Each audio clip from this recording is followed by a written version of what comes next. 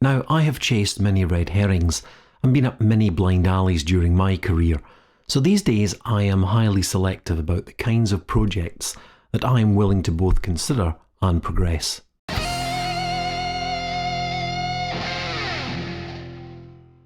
But as I am a scientist, I have developed an equation to evaluate and justify my choices.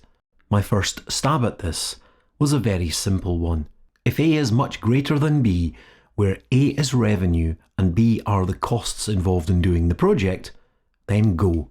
Simply put, I'm only interested in high margin projects, and I don't think that is a bad place to start.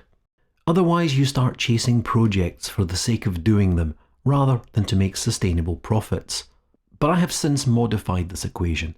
This new version is a tool that helps me analyse why existing technology businesses are successful. It also helps me to quickly analyse whether or not a new technology business opportunity has what it takes to become a profitable new product or service, either for myself or one of the many company founders I'm fortunate enough to coach. I now want to ask you a question. When I ask you to, stop the video and write down your answer. But first, the question. What is the most critical component of a successful technology venture? When I ask this in workshops, I get many different answers, but very rarely do I get the right answer. The answers they give are all important, but there is one element that is way more important than all of the rest. So what do you think is the most critical component of a successful technology venture? Stop the video and write down your answer and start it again when you have written it down. The most critical component of any successful company is customers. Customers that need what you have to offer and will pay you for what you have to offer. If you got it right, well done. If you didn't, you are not alone. You probably fell into the trap of picking one of the components I listed in the animation. They are all important, just not the most important. That is a mistake many technology entrepreneurs make. They get lost in the detail of technology and fail to take that critical step back to identify who it is actually designed for. One of the key elements of any successful company is knowing that customers need what you have to offer. But what is just as critical is defining what you will do to make sure that it will make money for your existing company or employer, or to make it worth starting a new company. You need to carefully design new products and services to make sure they are both profitable but also scalable. One of the things I recall reading in entrepreneurship journals was how some entrepreneurs are able to develop cognitive shortcuts to help them analyse complex environments and to quickly develop and evaluate potential opportunities. But the reality is that any successful business professional needs to be able to do this. But we will probably all do it differently. As I have already stated, I am a scientist by training, so I always look for common patterns or models to help me describe what the ideal business formula or blueprint looks like. I have written it as a scientific equation. It's one I use all the time to try and understand what makes technology companies successful, and so far it hasn't let me down.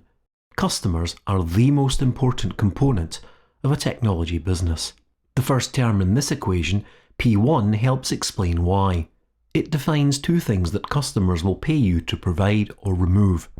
When instructed, I want you to stop the video and write down two words beginning with P. One is a word beginning with P describing something that customers will pay you to make go away. The second is a word beginning with P that customers will pay you to provide. Stop the video when I tell you. Write down your two answers and then start the video when you are happy with your answers. Stop the video now. The first P is pain. Pain is something that people will pay you to make go away. Customers can't stand pain, so will pay you to remove it. From pharmaceuticals to business consultancy services, if the pain is real, people will pay you to make it go away. The second P is pleasure.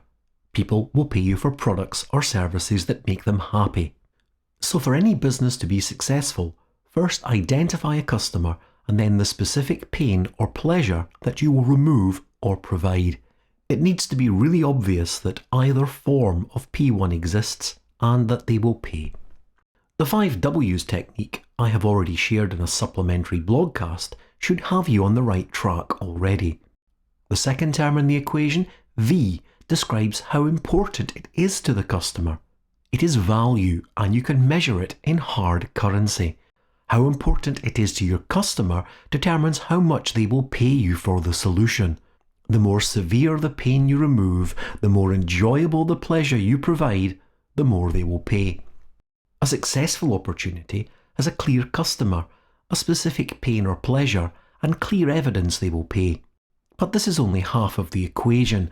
At this point, you have no evidence that you can make money by providing the technology, product, or service to solve this customer problem.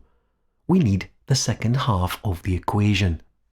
It starts with a symbol that physically describes the value that you receive from the customer in terms of how much cash they will pay. We use 2 greater than symbols to indicate much greater. But much greater than what? What term beginning with C does the money that customers pay us have to be much greater than for the business to be a success? Cost. Keeping the cost low is where technology can help. Technology isn't what people pay for. It's something that helps us make a great product or service at a price that is lower than customers pay us to provide it.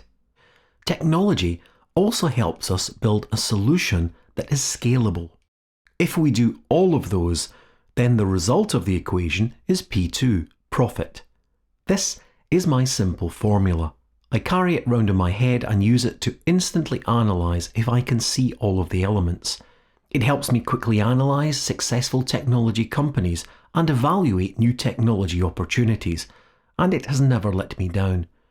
I use this as a first pass to assess an opportunity. If I think it has promise, then I use the additional tools we will cover in the Learning and Practice podcasts in this section to develop a more robust and thorough financial analysis.